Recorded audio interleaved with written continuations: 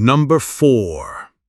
The 1938 Bentley 4¼ Embiricos, a one-of-a-kind aerodynamic masterpiece that quietly rewrote what a Bentley could be. This car was never part of a production line.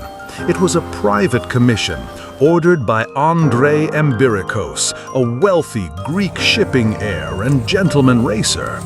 He wanted a Bentley that could combine speed, endurance, and sleek design, and he got exactly that. The car's groundbreaking shape was designed by Georges Paulin, a visionary stylist and aerodynamicist, and it was coach-built by Portou, a renowned French coach builder. The result was a stunning, streamlined, fastback coupe with smooth curves, covered wheels, and a teardrop profile, unlike anything Bentley had ever produced at the time. But why is it so rare? Because only one was ever built. The Embiricos Bentley was a true one-off, designed specifically for its owner's personal taste and performance goals, not for public sale or showroom attention. Despite its beauty, it remained largely unseen by the public for decades. And here's what makes it even more remarkable. This luxury coupe wasn't just a showpiece. Embiricos later entered the car in endurance races, including the 24 Hours of Le Mans, where it held its own against dedicated race cars. It was the first Bentley to return to Le Mans after the marque's 1930s dominance, proving that streamlined design and Bentley reliability could coexist. So why don't we see it today? Because it's been kept in private collections or museum vaults, treasured as a unique blend of artistry, engineering, and racing history.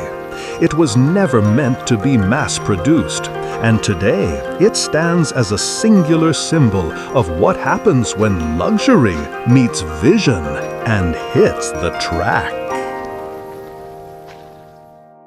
Number 3. The 1937-1939 Alfa Romeo 8C 2900B. This machine wasn't just rare, it was revolutionary, luxurious, and blindingly fast for its time. So, what made it special? The 8C 2900B was based on Alfa Romeo's racing program and featured a supercharged 2.9-liter straight-8 engine derived from their Grand Prix cars. With around 180 horsepower, it was one of the fastest road cars in the world, capable of exceeding 110 miles per hour, a jaw-dropping figure in the 1930s. Only about 30 examples were ever built, and each chassis was sent to a custom coach builder, including legends like Touring, Pininfarina, and Zagato.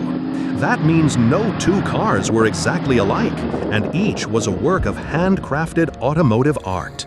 Why was it so rare and unseen? Because this was a car built for kings, industrialists, and elite collectors, not the average enthusiast.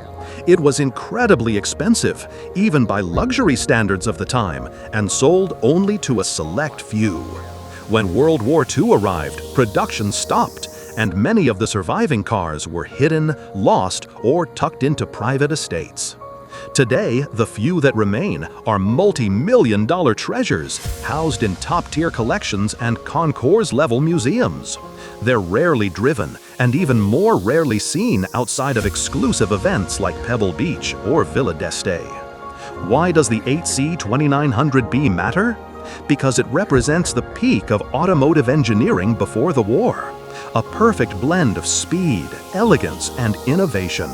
It was a race car wrapped in a coach-built tuxedo, and it left a legacy that shaped sports and luxury cars for decades to come. Number 2.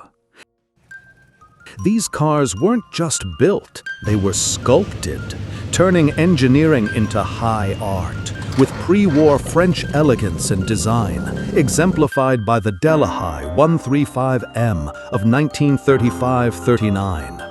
especially the versions with bodies from the famous coach builder Figonier et Fallaci. The Delahai 135M itself was an advanced and powerful Grand Tourer with a smooth straight-six engine with 3 carbs. But when you combined these characteristics with the sweeping, sensual design of Figonier et Fallaci, you had something truly extraordinary. Each car was hand-built and completely unique, created to the tastes of wealthy clients. The bodies featured flowing lines, teardrop-shaped fenders, and bold chrome details, all in the spirit of French Art Deco. Many of them featured striking two-tone paintwork and details like rear wheel fairings and polished grills that looked more like jewelry than engineering. Why are they so rare? Because they were custom orders, built in very small numbers for Europe's elite, royalty, celebrities, and collectors. Figonier et Fallaci was known for building just a few cars a year, meaning every Delahai they touched was a unique masterpiece. And why are they so rare to see? Most are kept in museums or exclusive private collections, appearing only at prestigious concours events like Pebble Beach or Amelia Island. These aren't everyday cars or auction regulars. They're cultural artifacts, too rare and valuable to be seen in public often. The Delahai 135M Figonier et Fallaci is more than just a car. It is a symbol of an era when cars were the embodiment of art, wealth, and movement. The moment when the road met the podium and design knew no bounds. Number 1.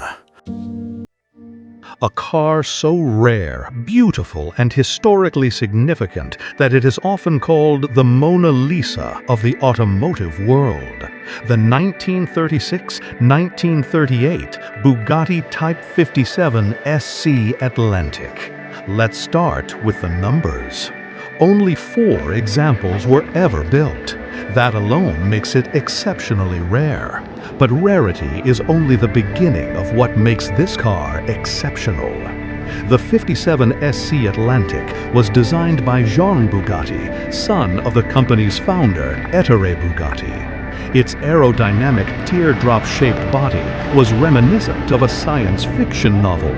Its design was inspired by aviation, and it was made from riveted aluminum, which was difficult to weld at the time, giving it the distinctive back seam that runs from the front of the car to the back like a spine.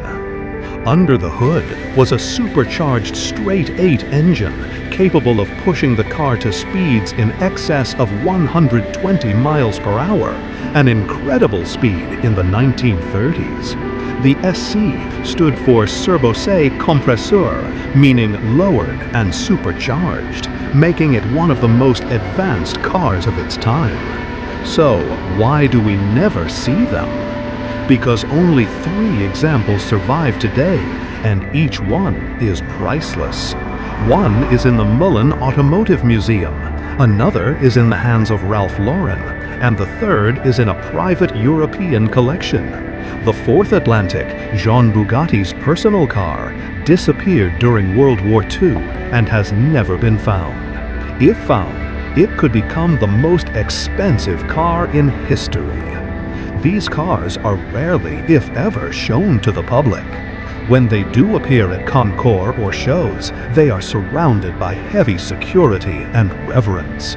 Each is insured for tens of millions of dollars.